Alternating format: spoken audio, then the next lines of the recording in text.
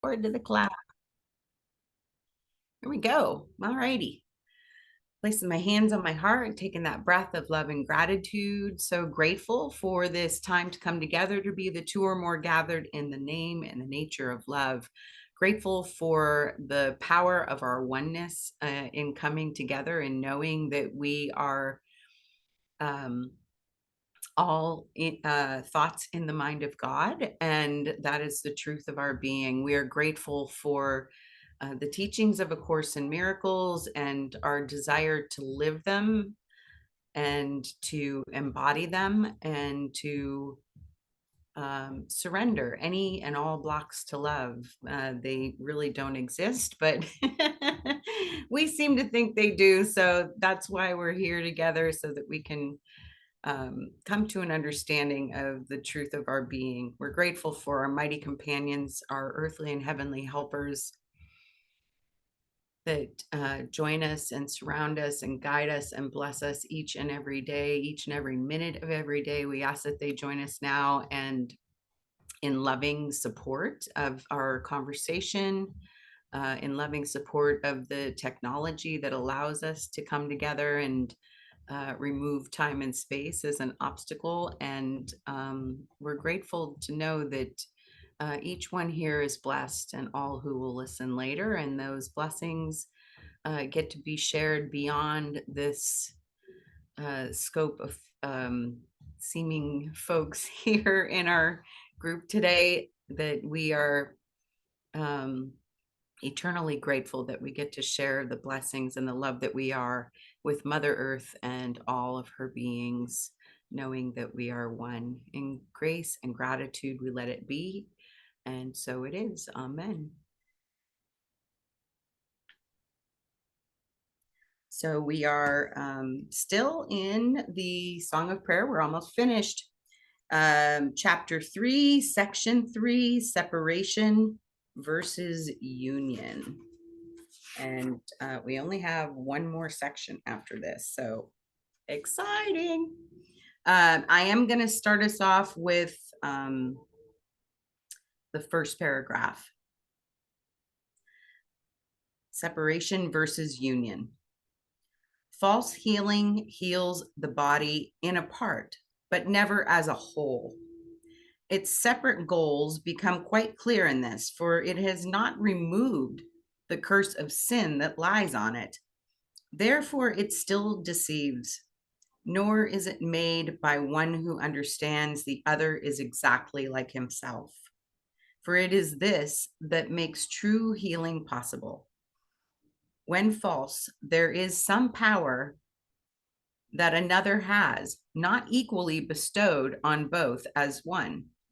Here is the separation shown, and here the meaning of true healing has been lost, and idols have arisen to obscure the unity that is the Son of God.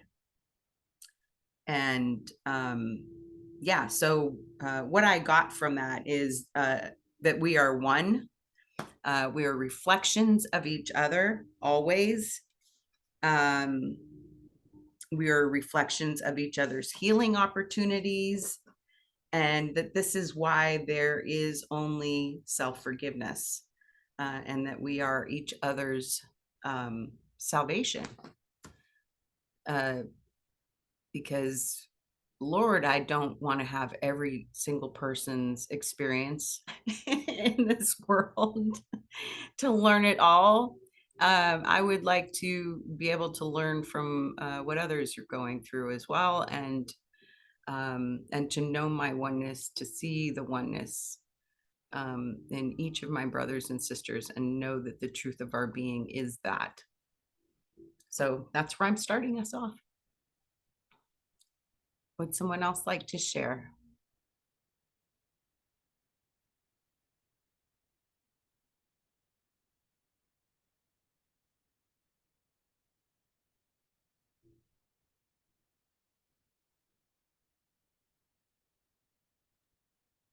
Well, Linda, I'll be happy to jump in. When I read this section, I went to the very last sentence of the section where it says, "There is no fear in one who has been truly healed, for love is entered now, where idols used to stand, and fear has given way at last to God. And to me, that's the work that I just continue to do. Isn't this crazy that it is so hard for us to give up our fear? But we land there so often. And I mean, I'm not proud about that. It's just that that's what happens. Now, I recognize it, and I can usually do the work to just take that into some kind of prayer, forgiveness, whatever, meditation, and let it go. But it does come up. I'm guessing that this is part of our human experience, that it's the practice we have to be in order to just fully let it go. And hence we come to these rooms to share with each other, to out ourselves, and to allow ourselves to begin again. So that's my comment. Yeah, I love that too, Kathy, that last sentence that was like, don't you know, you're already good. You're already good.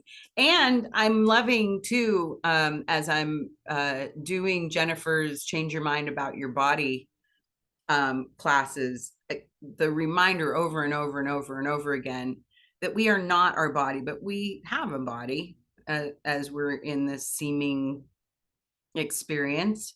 And we're not our minds, but we have a mind, and we're not our personalities, but we have a personality. And so I feel like when we can embrace all of those things and realize that there are parts of our personality that are really just insane in their thinking, and they're trying in their twisted way to keep us safe. Like I was just talking with a friend yesterday about like, what is your greatest fear?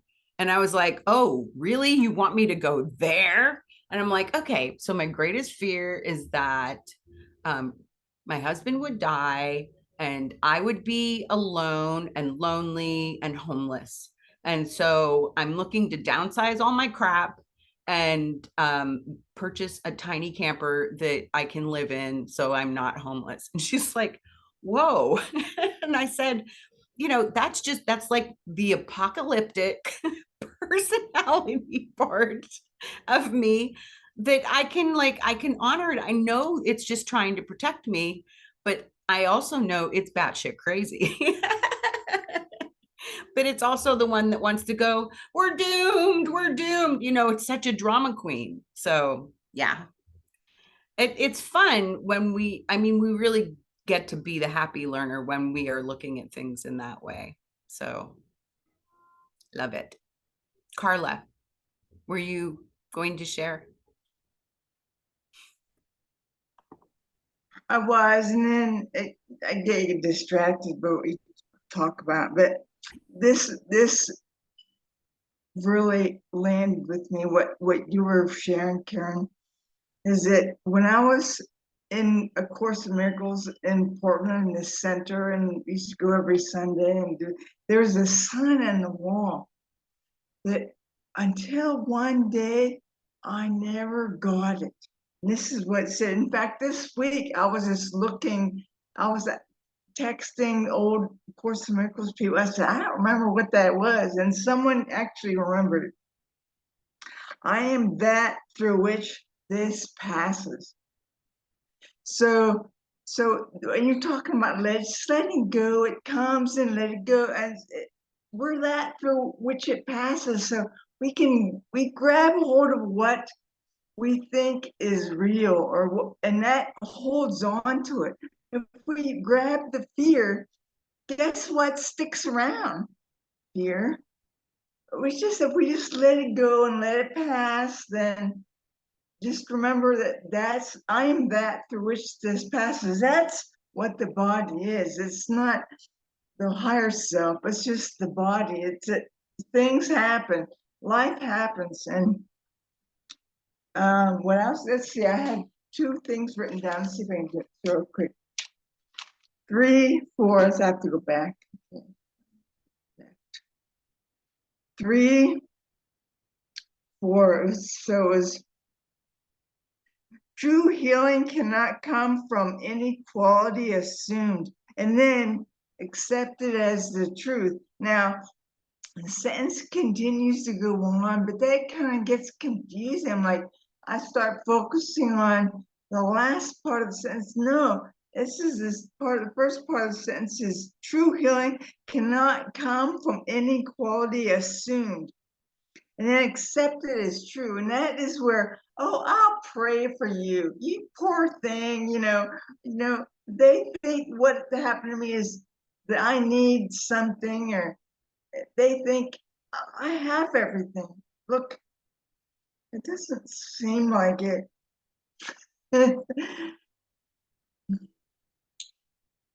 I used to, most of my life, I really never was in a relationship, was never married. I always took care of myself. And then now I can't do much of anything alone. So this is the healing. This is what I'm supposed to learn, to accept what is and not want something different. Because if I want something different to be happening, then it's actually self-hate, because we created this from our mind. Now, look, I'm like, I would never break my legs and whatever. It's not I, the body, it's the higher self that took what my mind is holding as true and then creates an experience perfectly designed for me to learn, to grow, and to accept and be at peace with what is in myself for creating this. Okay, in a way, we're actually co-creating ourselves and our body self. We're actually co-creating together. I believe something is true, and then an experience is brought to me that is supposed to be healing. So I think this was something that I talked to you, Linda, about. What could you not accept if you knew that everything that happens, all events, past, present, and to come, are gently planned by those whose only purpose is your good? So I know the higher self, God, whatever, can't make me do anything. That's what true love is. True love is accepting me where I'm at in my realization, in my awareness of truth. So I can create all sorts of challenging experiences, but I'm never judged. And no one, it's the God and the higher self who is one with God, is never judges. So it's really challenging, because it seems like we have to eat, we have to pay bills, we have to do all this stuff in the world, and we get caught up in the world like, oh, this is real, this is something I do or don't want. No, this is just something that experience I'm have to show me my own mind. Nothing out there is anything but. Now it's kind of complex because we're all co-creating. You're co-creating, so here we're all co-creating. So someone may share after me and they maybe have a different take on it, and maybe have a different focus and hear something else. We're all co-creating, and that's the inequality that we need to let go of, because everybody is co-creating. They're all, many people, my mother believes, my father believed many things. That's his journey. His journey touches my journey, and when he expresses and when he lives, when he raises me, whatever, all that stuff. Yet we're all in the same journey, just looks a little different. A journey to remember the truth. And And we're not remembering the truth that was forgotten 50 years ago, or 100 years ago, or 500 years ago. Like when our fathers created this nation, and happiness was different than the way that happiness seems now, but it was millions of years ago. So we're correcting millions of years of belief and believing what we see is real. But this is the only belief we need to remember. Only love is real. That's it. End of story. And I understand what you're saying, Carla, and I agree with it, of course. But, you know, I'm at the point where I'm trying to find a balance to all this. And I'll try to make this brief, even though it's rather complicated. But when this first happened to me, this stroke, which incapacitated me physically and mentally for a while, I joined a church because I was looking for help. I literally could not feed myself. I could not get water out of the sink to drink. I couldn't do anything. So I contacted the church, and of course they were here to, quote, help me. But they really were there to convert me to their form of thinking. And, you know, I found them to be very complacent, and I found them to be, well, what I found out about it was that it was a cult. I mean, it was their way of thinking, and part of their way of thinking was, oh, well, whatever, you know, God wants us to have, we will do that, and we'll just accept anything. And, you know, that's easy for them to say, but when you're sitting in a wheelchair unable to walk, I'm not willing or ready to accept that. You can call it love, you can call it whatever, or for your highest good, but I'm not ready to accept it. And it says specifically in the Bible that we were given dominion over the things of the earth. Well, to me, that includes the body. I mean, I think. So I'm trying to figure out, well, if we have dominion, what does that look like when we have something that we are incapacitated with and we can't seem to do a damn thing about it? And the so-called doctors can't seem to do a damn thing about it. I mean, where is the dominion? And that's what I mean. I'm trying to find the balance between all this. Somewhere there has to be a middle ground. And I don't know what it is. I'm seeking it, but I certainly haven't found it. And I did find a cult, that's for sure. And then that got me on the path of studying brainwashing and how people are, you know, mind controlled. And I mean, it's a very strange thing that starts to happen when you see people literally turn off their minds. They don't ask questions. They don't think. It's almost like they've been trained not to think, not to ask questions. It's kind of a scary thing when you see people actually practicing that, but they think they're following, quote, God and pleasing God. Well, you know, God also gave us a mind to use. So, I mean, I'm struggling with this because, I mean, I have to leave this, quote, cult because I can't be in it anymore. I can't live like this. It's a lie. And then I found out their entire, quote, religion is based on a lie. It's just a myth. It's just a made-up thing. There's no historical evidence of it. There's nothing to support it. But all these people just go around believing it and preaching it like it's the truth. And it's honestly made me feel like I'm insane, because when you know that something is not based on any reality at all, and I'm not talking about the Bible, I'm talking about this specific cult I was in.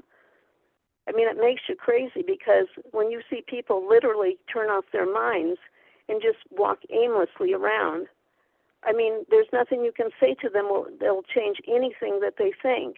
Mm-hmm. It's conditioning. Yeah. Yeah, all I can say, Deborah, is they are where they are because that is for their highest good. And I mean, I believe that so strongly, that whatever we are dealing with is here to teach us, and not teach us in a form that it's teaching us a lesson because we deserve to be punished. It's here to teach us that our circumstances in this physical world are not real, and that the only thing that is real are our thoughts about it. And when I can look at any single person's situations in their lives and not feel sorry for them or not feel envious of them, not see their situations as any worse or any better than my own, but that we are one, having seemingly separate experiences in this life in order to support each other, so that we can realize how one we are. I mean, I know every single person that I can see on the screen right now has had stuff in their life that they are either dealing with or have dealt with. And I know I've had my own stuff that I'm dealing with and have dealt with. And I still know that everything is for my good. Everything. I can't always see why it's for my good, even if it's just to shake me awake enough to say that, okay, I had that experience. I don't know what was in it for me to learn, but I do know it's for my good, and I'm going to trust that. And I know that every person that I seem to come in contact with also has their own life experiences that are either wonderful or challenging. And that doesn't mean that they're any better or any worse than me either. I am so strong in the belief. I don't always practice it. I would love to practice it more, but in the belief that everything is happening for our good, period. There are no exceptions. There are no exceptions. And I know that that can be not very helpful. I know that if somebody were to come to you right after your stroke, when you couldn't move or even have thoughts that were helpful for you, to say that this is for your good, you probably would have cursed them out. I know I and would. trust me, they did. I heard all the lines. I heard that, Yes. I heard that. I heard, other people have it worse than you, so you shouldn't complain. All these cliches that people spout out because they've been trained to say them, but it doesn't help, and it doesn't make you feel any better. No. And I mean, the know. only conclusion I've come to is nobody can do this for me. I have to do it myself, and it's something I have to go through, and it doesn't matter. I don't care all these prayers they say they do or whatever. Obviously, they're not very helpful because it hasn't changed anything. Well, it hasn't changed anything in your experience of your situation on a physical level. We don't know what is changing on an etheric level because we can't see through all of time and space. So I will say that. So I am going to say that their prayers their intention is to be helpful. Whether they're helpful or not is okay. Well, I'll give you that much.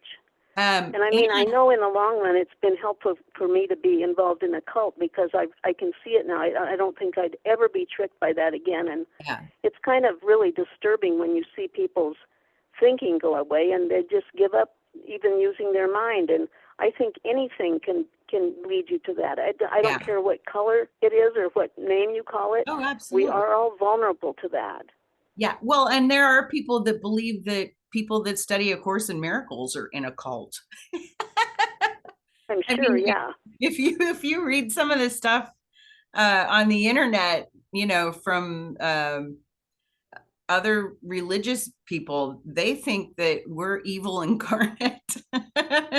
And I know that like in teaching or facilitating the forgiveness letter writing workshops, we we start where we are.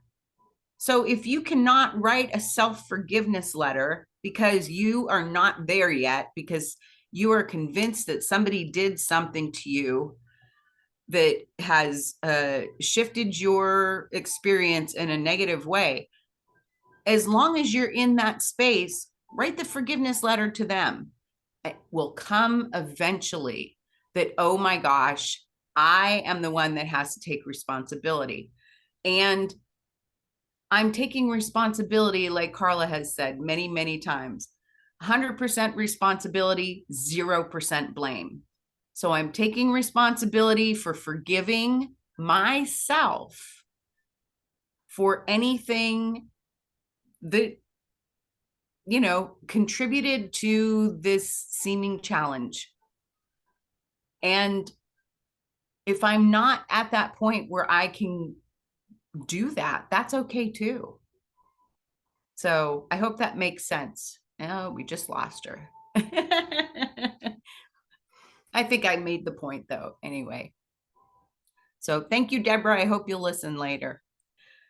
Anybody else have anything to contribute to that? Nancy Gale, go ahead. I just, I understand her. I understand you. It's like, and what you just said about the forgiveness, the letter and everything, right? It's like, how many years? It's like year after year. It's like, I fit what the example you just said. I couldn't write it and I couldn't understand. Remember how many times did I ask Jennifer, why do I have to forgive myself? What do I have to forgive myself for? I didn't do these things, they did.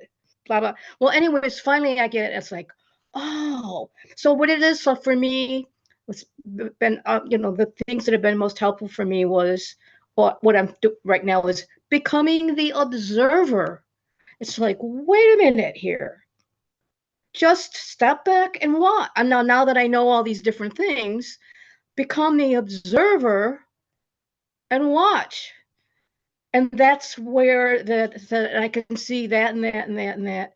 And it's like, oh, now I see why I understand. I need to have the understanding. It's the only thing that helped me. Because I can't just say, well, I have to have the understanding. And it's like talking about the brainwashing, the mind control, and over. That's I finally figured out. That's where my life was under my mother. That's basically what it was. But somehow or other, even as a child, I knew it was wrong. But from when I was little, I didn't have the words or the vocabulary or know how to. I knew what was wrong. I knew stuff was wrong. I knew what was wrong. I had no way of expressing it, and then I didn't have the opportunity to express it. Plus, I didn't have the opportunity to converse with other people for any length of time at all to get another point of view of things. I had one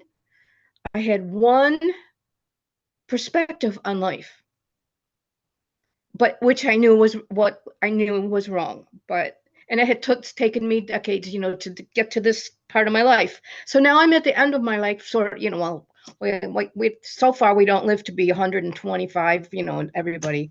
So anyways, I'm hoping, maybe that's my goal for them anyway. But so I'm, according to the world, I'm towards the end, and it's like, okay, now what? So now I'm questioning everything. It's like, oh my gosh.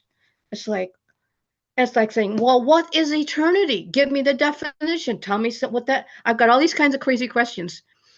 Anyway, but the observer is like, so now that I have the truth and I know the truth and all this, and it's like, I can see, and it's like, and I'm watching old TV shows, old series like this, like Jag and all these different things like that, which are not so violent as the world's all these things are today.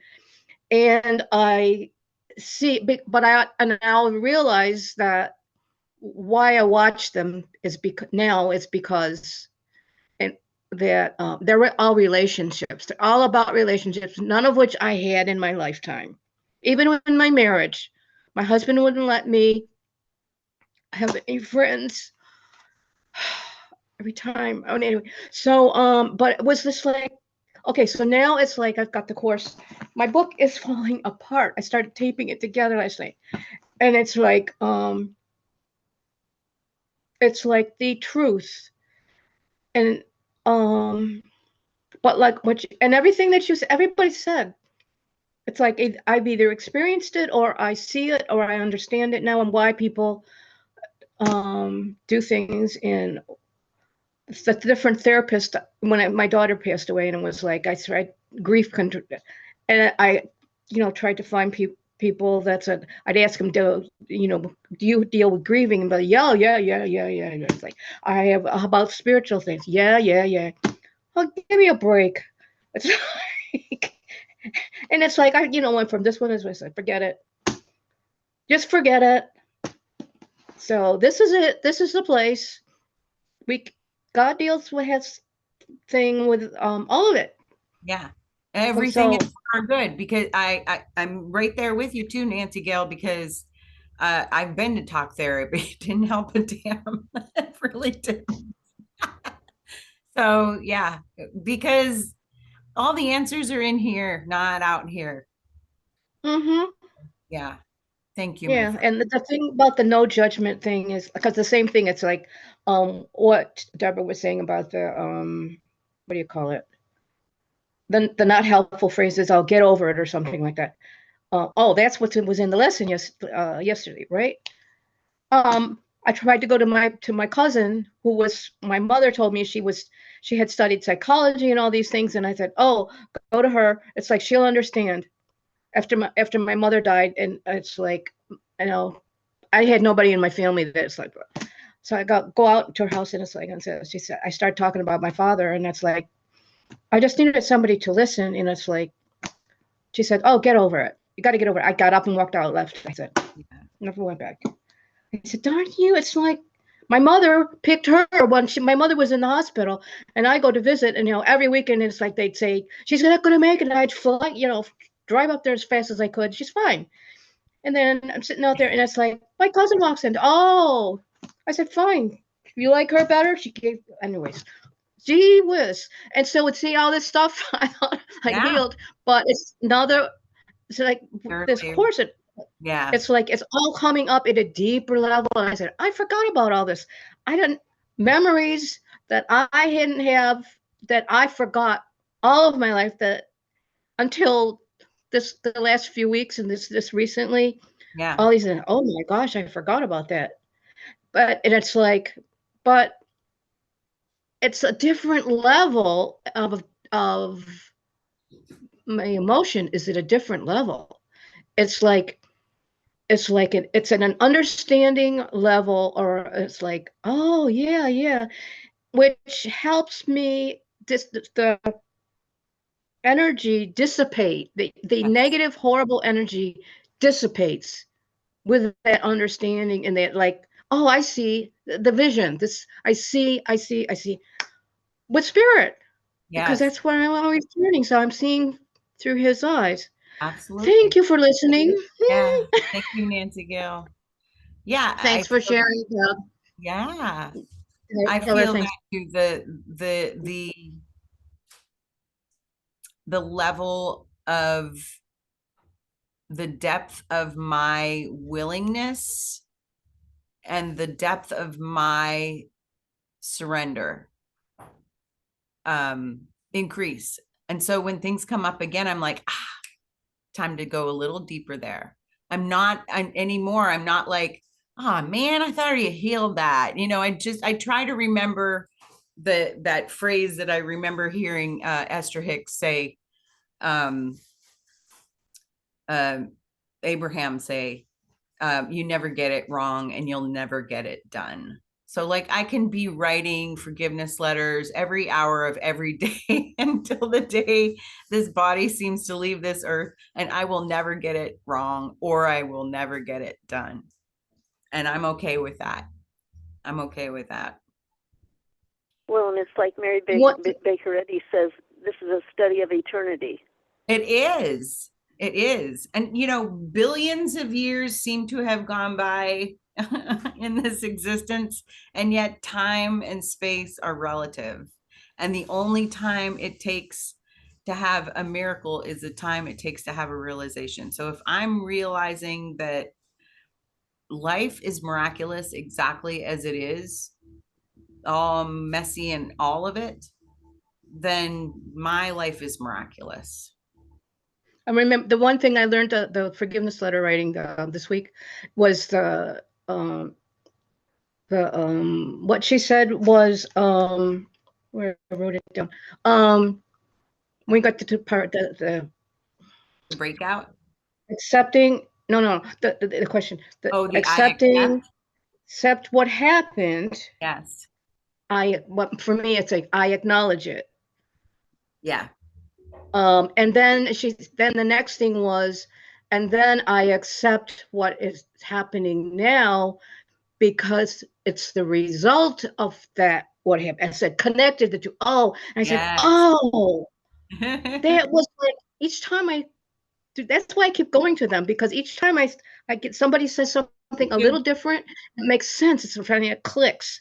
Yeah. And then it's like, oh, okay, yeah, that makes sense. It's like, oh, let's put it all together. So Yeah. I keep going because each time I do better and better at it. So Me too. Me whatever. too. Thank you. I'm gonna shut up. Anybody can go. That makes me question, are we really trying to change the subconscious mind? Is that why everything needs to be repeated? Like I can sit here and hundreds of times and say, I'm not a body, I'm not a body, I'm not a body. But then I have an ache or pain or whatever, and suddenly I am a body again. I mean, so we work it on the conscious mind, but are we really having to repeat this over and over to influence the subconscious mind? I don't know. I mean, psychologically, I wonder what really changes it. Is it the subconscious mind that we have to change to change the behaviors? Yeah, for me, the subconscious mind, I don't know that I'm changing the subconscious mind. What I'm interested in changing is my thoughts, my opinions, and my judgments that I'm thinking in my conscious mind, because I know those are contributing to my suffering. The thoughts that you have at the moment, is it whether you go with it or that's what you change. That's what I'm doing. It's like, yeah, because how many times did I have the thoughts or the experience that say over and over and over for what 7 decades and all this stuff. It's like, so whenever the thought or whatever comes up now, it's like this is a time I have the opportunity to say no, that thought, no to that thought. Yes. That's all I can do is right now. So that, and then the next time it comes up, it's, go ahead. Mind and body are one and the same. I've read that, by changing this, it eventually changes the body. I mean, one person put it, we're not waiting for matter to change, but matter changes as we change our thoughts. Exactly. And spiritualize our thought. Yes, exactly. That's what I believe anyway. Yeah, what I believe is that our opinions and judgments and thoughts about the body will change. Does not necessarily mean that the body itself will change, but it could. Or how I treat it. Right. Yes, why do I have to brush my teeth every day or twice a day or blah, blah, blah. It's like, wait, it's like what? And then I go into the bathroom at night and I say, oh, that's because my body is here. I'm here in this body to move around in this world, to do whatever I need to do. I have to have the body to do it, to relate to other people because they're all in bodies and they can't see me. Then it's about, so it's like, so yeah, it's just an expression of love. Yeah. Carla, go ahead, honey. May I say something? Yeah, go ahead. As an answer about Deborah's question, I believe, in my experience, it's like a process that's just happening, I guess, for all of us, of becoming conscious, which means that those thoughts that previously have been in our unconsciousness are coming up into consciousness, and then we can work with it. So I don't believe I can change my subconscious mind because it's subconscious. How can I change it? The only thing I can do is be how do you say, be attentive to the thoughts that are coming up to the surface, and then I might have insights and like, oh, is this what's going on in my subconscious? And then I can change it. Yeah, But they can say the word aware, becoming aware. that's what I was just gonna say. Yeah. Awareness and consciousness, the same. Carla, go ahead, honey.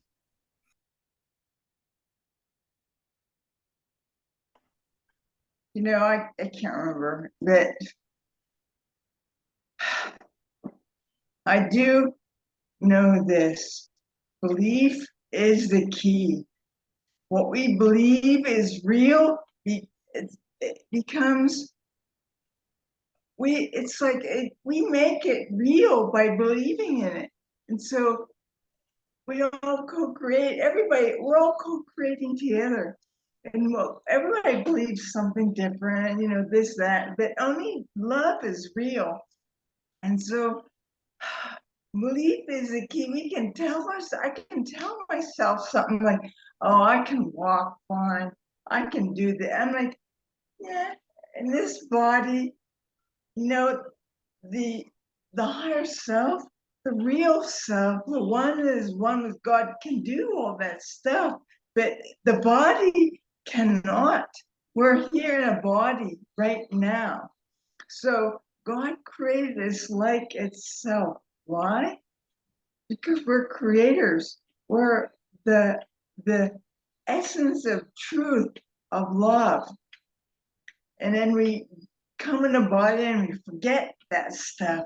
And we think we have to make money or get, you know, liked by some dude or some woman or whatever, get what we want, or change our face or lose weight, or is that any of that real? I mean, it looks real. It looks real. But that's not really true. What is it saying, of course, at the very beginning? Only what's true is true, and you can't change what's true. That is the peace of God. It's never changed. The truth has never changed. It doesn't change according to my life. It doesn't change according to my circumstances. It doesn't change according to my money I make or how I'm doing or how happy I am. Truth has always been true. It never changes. Just because I don't always see it doesn't mean it's any different. So that's what come out of my mouth. So I never know what's going to happen. Yeah, thank you, Carla. Yeah, I remembered Gary Zukav saying that you know, being an aware being a conscious spiritual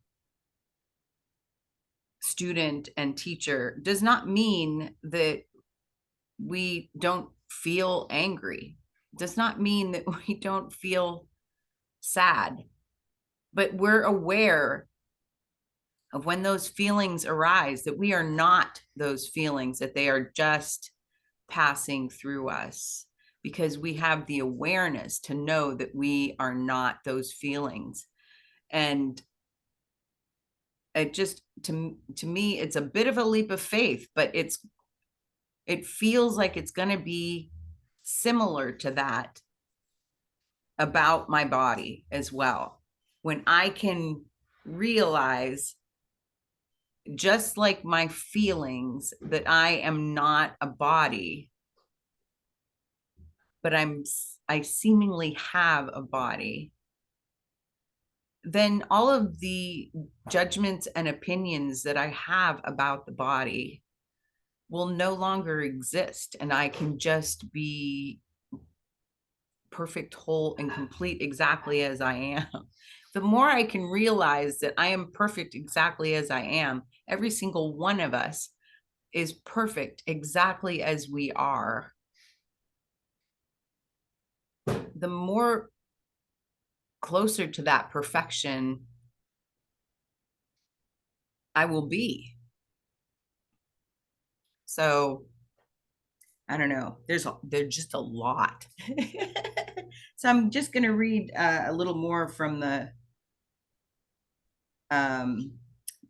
end of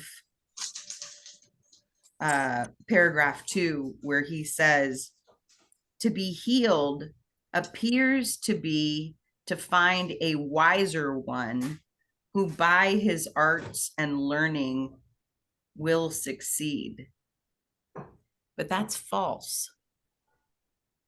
So it's not, we can't learn this. We can't become wiser. We can't find the answers outside of ourselves. Robin.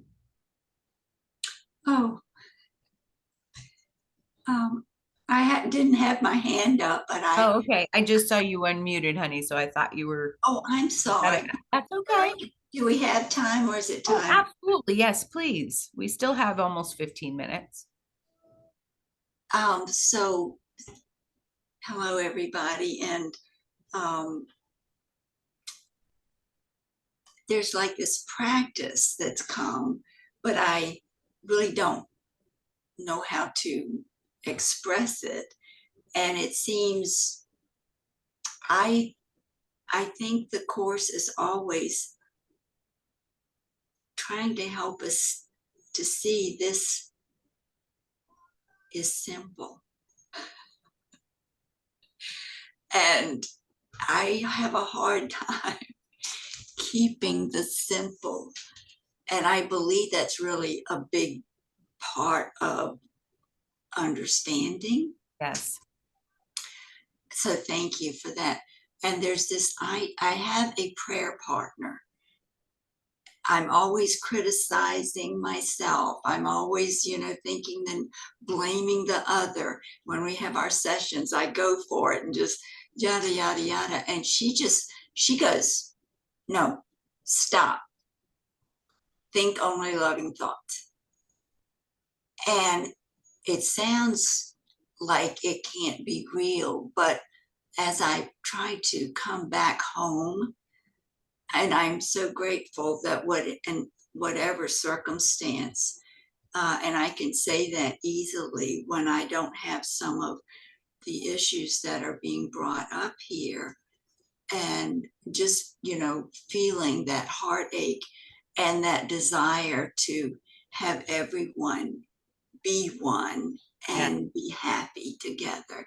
And it seems we are at this place that we don't show up in that way, but we're here to try to help each other, encourage each other, raise our energies together as best we can. And so just coming back to, the phrase, love is the answer, is just, or love is just kind of like wishy-washy now. It doesn't really make my heart go, whoa. Mm-hmm. But the word peace does help me go, whoa, for some reason, like, whoa. Yeah. That just that's an aside. But what I'm trying to use is that in my daily thinking, which mostly is negative, or I even read, maybe it was in today's thing, that we're angry we attack. Yeah. We're attacking when we think we're just doing something, anything. And that really woke me up. I'm like, I'm attacking. So that was a good thing. And I'm trying to end this, But it's like when I find that I'm in the midst of being uncomfortable with just either the smallest irritation, because the Course says the smallest, if you've lost your peace, it doesn't matter if it's, but I think it's hard to take that because it's certainly easier to take a smaller. Um, I hope you all know where I was going Oh, because yeah. my mind is completely gone. But this idea of noticing when I wake up and find myself in the negative or the false beliefs, that I'm like, I'm going for love now. Yes. And I might give this a moment to say, well, what is that about? Whatever, all those tools and what you can do in that next step. But then to get the heck out as quickly as we can, even though we're still in the quagmire, but there is something that I feel is shifting to help me go forward and not have to be so miserable, because I feel like when I'm out of sorts, it feels really miserable. And I'm aware of that now. Whereas I used to kind of just live there, so I didn't even really recognize it. But now that I do recognize it, it's moving. It's, for me, the tools are getting quiet, finding the calmness, making space for some loving moment, even if it's just a moment. Yes. And all I need to do that is to change my mind from being unhappy or sad or really angry, but bringing it over to love. And I don't need to use the word light or harm, just love. Just use love. And that way you won't forget what you were going to do. I'm laughing because I'm forgetting everything. So that's my offer. I know it sounds maybe too simplistic, but I feel like there's some depth there and it makes it more simple because I'm really desiring that. Yes. I don't want to have to define, and there are moments where I will cry or there's emotions that have to come out. But what we have is that we can do that, and we know that we can come back to center. We can come back to love, whatever you want to call that. Thanks. Yeah, beautiful, Robin. Thank you. Linda Kay. I wanted to say thank you to Deborah for her comments. I haven't said this before, but I've listened very closely to things that she has said in the past and also today. And frankly, many things that I've heard her say really resonate with me. And some of them are painful. I can, in her voice and what she's expressing, feel some of that pain and the anger and the frustration. And it's like, wow, I've been there. I'm still there a lot of times. And so thank you, Deborah, for your share, because really every time I've heard you share, and of course, those of you here today know that I rarely share, it has helped me immensely because you give me a lot to think about. Yeah. And the fact that you're not always agreeing with every thought or idea, Right. I find that very helpful because I then have to explore my reasons for what I believe or I don't believe or why I'm not believing or should I believe. So it brings up a lot of questions for me. So thank you so very much. Really appreciate it. Yeah, thank you, Linda Kay. I agree wholeheartedly. Deborah is a true gem in our group for sure. I do have something that I feel like kind of sums up what we've been talking about today in a lighthearted way. And I so feel lifted when I allow things to be more lighthearted, even in the midst of like, So I'm going to share this. It's a very quick clip.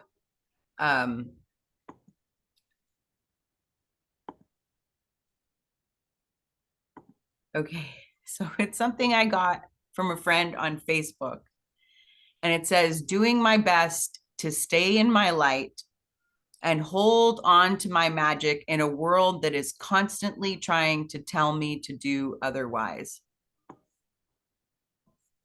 And here's the clip.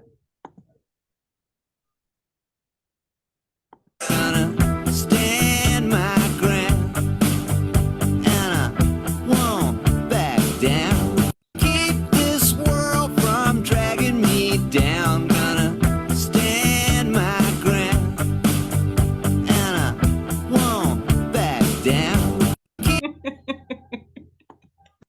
And doesn't life sometimes feel like that? We're just like hanging on to the blow up horse with every ounce of strength and courage that we have. So anyway, thank you all. Next week, we are in the last section of the Song of Prayer. So we will be moving on to, I always forget the name of this dang thing. The extension called Psychotherapy, Purpose, Process, and Practice. But next week we are doing the Holiness of Healing, which is section 4 in the Song of Prayer. So I'm going to read my lesson insights from our Pathways of Light friends for lesson number 241, which is this holy instant is salvation come. Salvation, released from the world of separation and limitation, is available every day in every instant. It comes with true forgiveness. It is no accident that part 2 of the workbook begins with what is forgiveness. When we recognize that there is truly nothing to forgive, that nothing has occurred to change the Son of God in any way, we will know complete release from the world. It will disappear because the thought that made it is gone. Forgiveness is the means, the only means, through which we are released to return to our home in the heaven of God's arms. That is what it means in the introduction to the course, that this is a required course. We must all, in one way or another, come to realize that only love is real and nothing else exists. This is what forgiveness brings us. Forgiveness lets us see that we thought we were apart from God, could never be, and never have been. This clears the way for us to see the love that is our brother and ourself. The words and means used to reach this awareness do not matter. The course is one way to find it, but even this we must let go of and come with wholly empty hands and an open heart and mind to our Creator. This is what the course calls forgiveness.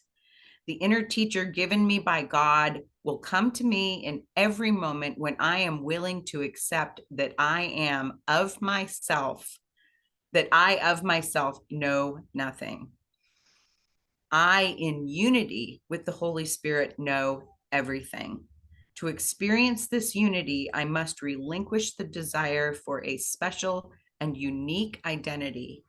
As I give this desire to the Holy Spirit, he returns a gift to me of immeasurable value. He returns myself to me, along with all God's glory, his joy, his peace, and his love. In this holy instant is salvation come. This lesson speaks to me of the power of now, because in reality, there is no past and no future. Now is all there is. Now I would open to the Holy Spirit and let the veil be lifted. It is only in this false world of separation that there appears to be a choice as to when I choose to let the veil be lifted. Once the veil is lifted, there is only God. God is. Love is. There is nothing else. The choice for returning to God can only be now. Only God is now. Illusions are nothing and nowhere. Nothing really matters but awareness of the truth, awareness of God, awareness of love. Love is eternal, so love is now. So now I open my mind and let all my fears be dissolved in heaven's holy light. Now I open to the certainty of God and let all doubts disappear. The answer to every problem is in my mind now as I open to the Holy Spirit. Where do I place my trust? I place my trust in God now. What joy there is today. What joy, indeed. Thank you, everybody. Thank you, Linda. Thanks, everyone. Love you all. Oh, Thank you. goodness on your walk, Erwin. Have a good Bye. week. Bye. Love y'all.